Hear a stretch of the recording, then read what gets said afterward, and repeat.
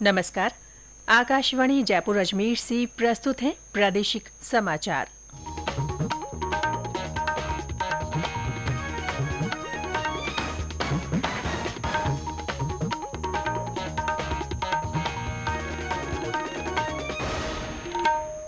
मुख्य समाचार।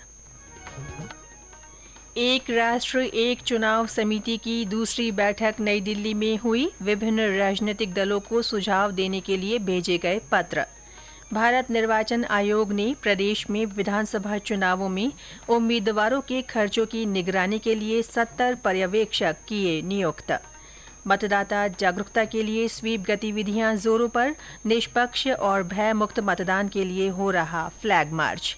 और चीन के हांगझाओ में चल रहे पैरा एशियाई खेलों में हनुमानगढ़ की निमिषा और गंगापुर सिटी के सुंदर सिंह गुर्जर ने किया स्वर्ण पदक हासिल।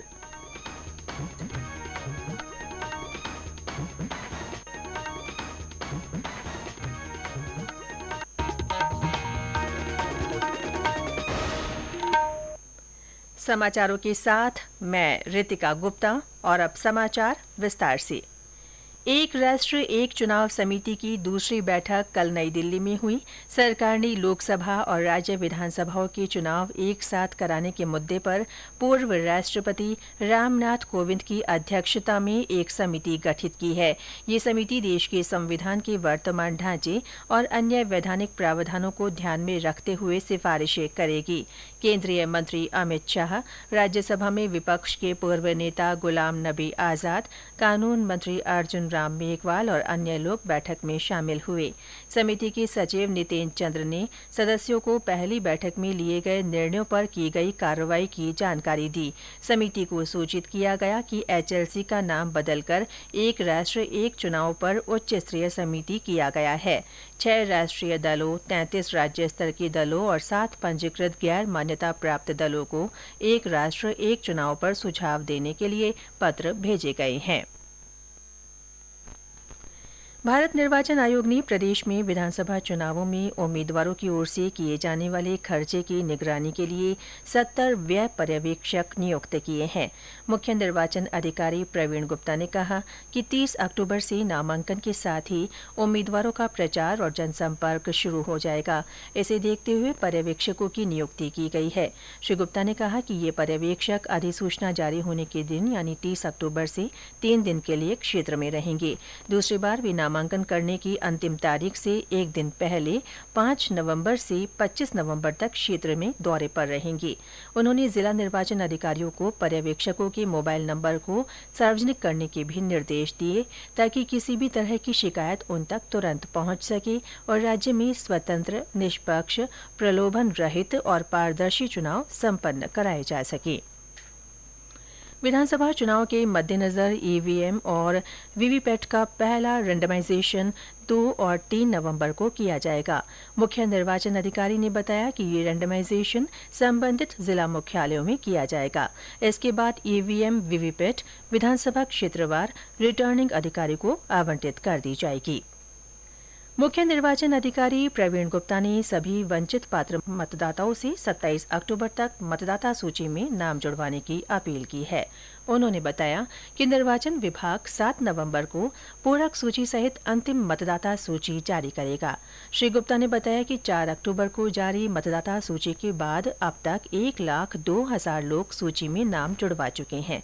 उन्होंने बताया कि मतदाता सूची में नाम देखने या जुड़ाने के लिए वोटर हेल्पलाइन ऐप डाउनलोड किया जा सकता है। श्री गुप्ता ने बताया कि प्रदेश में आगामी विधानसभा चुनाव के लिए मतदाता सूची में अब तक 5 करोड़ 27 लाख से ज्यादा मतदाता दर्ज हैं। ये समाचार आकाशवाणी जयपुर अजमेर से प्रसारित किए जा रहे हैं। मतदाता जागरूकता के लिए सभी जिलों में स्वीप गतिविधियां लगातार जारी हैं। इसी कड़ी में हनुमानगढ़ में सांस्कृतिक संध्या का आयोजन किया गया। इसमें राजीविका की महिलाओं ने विभिन्न कलाकृतियों के माध्यम से मतदान जागरूकता का संदेश दिया। स्वीप कार्यक्रमों की श्रृंखला में रंगोली भी सजाई गई। वहीं जिले के टिब्बी में मतदाता जागरूकता रैली निकाली गई। उधर दौसा में दशहरे से मतदाता जागरूकता हस्ताक्षर अभियान की शुरुआत हुई। इस दौरान 1100 मतदाताओं ने हस्ताक्षर कर मतदान की शपथ ली। वहीं झालावाड़ के सुनेल में मतदान प्रतिशत बढ़ाने के लिए राजकीय विद्यालय में पोस्ट कार्ड अभियान आयोजित किया गया। इसमें विद्यार्थियों ने अपने रिश्तेदारों और पहचानकर्ताओं को अनिवार्य रूप से वोट डालने के लिए पोस्ट कार्ड लिखे। भरतपुर में मतदान के लिए जागरूक करने के उद्देश्य से निर्वाचन विभाग लगातार विभिन्न आयोजन कर रहा है। ब्यौरा हमारे संवाददाता से। भरतपुर में लगातार स्वीप कार्यक्रम में नए नए नवाचार किए जा रहे हैं। जसवंत प्रदर्शनी एवं पशु मेला में आयोजित हो रहे सांस्कृतिक कार्यक्रमों में भी मतदान के प्रति लोगों को जागरूक किया जा रहा है, तो वहीं सभी दुकानों पर मतदान के महत्व को बताने के उद्देश्य से पोस्टर लगाए गए हैं। इसके अलावा नदबई के रेलवे स्टेशन से शुरू हुई जागरूकता रैली कस्बे के विभिन्न बाड़ों में होकर निकाली गई। रैली में शामिल स्कूली बच्चों ने मतदान के अधिकार के बारे में जानकारी दी। इसके अलावा रुदावल में भी 100% मतदान करने के उद्देश्य से सवेरे वोट डारवे जरूर जइयो विषय पर वाद विवाद प्रतियोगिता का आयोजन किया गया, जिसमें महिलाओं का वोटर टर्नओवर बढ़ाने पर जोर दिया गया। इसके अलावा रूपबास उपखंड में विकास अधिकारी के नेतृत्व में घर घर जाकर वोटर हेल्पलाइन के बारे में लोगों को अवगत कराते हुए निष्पक्ष एवं भयमुक्त वातावरण में मतदान करने की अपील की गई। डीग के बरौली चौथ में दीपदान का आयोजन कर मतदान करने की अलख जगाई गई। शिव कुमार वशिष्ठ, आकाशवाणी समाचार, भरतपुर। विधानसभा चुनाव के मद्देनजर कानून और शांति व्यवस्था बनाए रखने के लिए पुलिस के साथ साथ केंद्र से सीमा सुरक्षा बल के सशस्त्र जवान जिलों में भेजे गए हैं। ये रूट मार्च के अलावा प्रशासन और पुलिस की फ्लाइंग स्क्वाड टीम में सघन नाकाबंदी और वाहनों की तलाशी कर रहे हैं। जोधपुर पुलिस कमिश्नरेट में सीमा सुरक्षा बल की फिलहाल 3 कंपनियां मुहैया करवाई गई हैं। भयमुक्त, निष्पक्ष और स्वतंत्र मतदान के लिए कल दौसा के सिकंदरा में फ्लैग मार्च किया गया। जिला निर्वाचन अधिकारी और पुलिस अधीक्षक के नेतृत्व में अर्धसैनिक बल और पुलिस ने लोगों से निर्भीक होकर मतदान की अपील की। वहीं नागौर में भी शहर के विभिन्न मार्गों पर पुलिस और बीएसएफ की ओर से फ्लैग मार्च निकाला गया। करौली और सपोटरा में भी पुलिस और सीआरपीएफ ने फ्लैग मार्च कर आम लोगों को निष्पक्ष और भय मुक्त मतदान का संदेश दिया। विधानसभा चुनाव के मद्देनजर और लोकतंत्र का उत्सव मनाने के लिए आकाशवाणी समाचार जयपुर की ओर से मतदाता जागरूकता के लिए संदेश श्रृंखला चलाई जा रही है। इसमें श्रोता अपना संदेश भेजकर आमजन को वोट डालने के लिए प्रोत्साहित कर सकते हैं। चुनिंदा संदेशों को हमारे समाचार बुलेटिन में स्थान दिया जा रहा है। श्रोता अपने संदेश रिकॉर्ड कर या टाइप कर हमारे व्हाट्सएप नंबर 9414052368 पर भेज सकते हैं। आज सुनिए हनुमानगढ़ जिले से हमारे श्रोता का संदेश।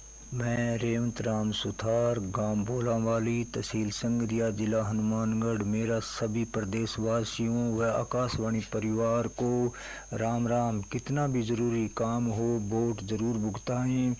एक एक वोट की कदर है, एक एक वोट से सरकार बनती है। धन्यवाद। चीन के हांगझोउ में चल रहे पैरा एशियाई गेम्स में भारत ने शानदार प्रदर्शन करते हुए अब तक कुल 65 पदक जीत लिए हैं। इनमें 15 स्वर्ण, 20 रजत और 30 कांस्य पदक शामिल है।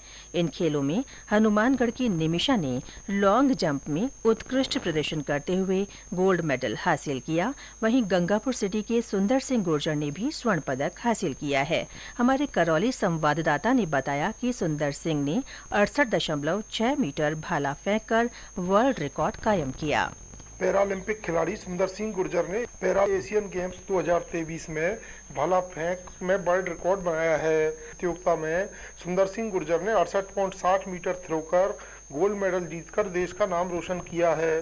सुंदर की इस सफलता से न केवल परिजन बल्कि जिलेवासियों में खुशी का माहौल है। गौरतलब है कि सुंदर सिंह गुर्जर सिर्फ जेवलिन नहीं बल्कि डिस्कस थ्रो और शॉट पुट तीनों स्पोर्ट्स में भारत के लिए गोल्ड मेडल जीत चुके हैं। बाकी बिहारी शर्मा, आकाशवाणी समाचार, करौली। और अंत में मुख्य समाचार एक बार फिर। एक राष्ट्र एक चुनाव समिति की दूसरी बैठक नई दिल्ली में हुई। विभिन्न राजनीतिक दलों को सुझाव देने के लिए पत्र भेजे गए हैं। भारत निर्वाचन आयोग ने प्रदेश में विधानसभा चुनावों में उम्मीदवारों के खर्चों की निगरानी के लिए 70 पर्यवेक्षक नियुक्त किए हैं। मतदाता जागरूकता के लिए स्वीप गतिविधियां जोरों पर हैं। निष्पक्ष और भयमुक्त मतदान के लिए फ्लैग मार्च हो रहा है। और चीन के हांगझाओ में चल रहे पैरा एशियाई खेलों में हनुमानगढ़ की निमिषा और गंगापुर सिटी की सुंदर सिंह गुर्जर ने स्वर्ण पदक हासिल किया है। इसके साथ ही प्रादेशिक समाचार बुलेटिन समाप्त हुआ। नमस्कार।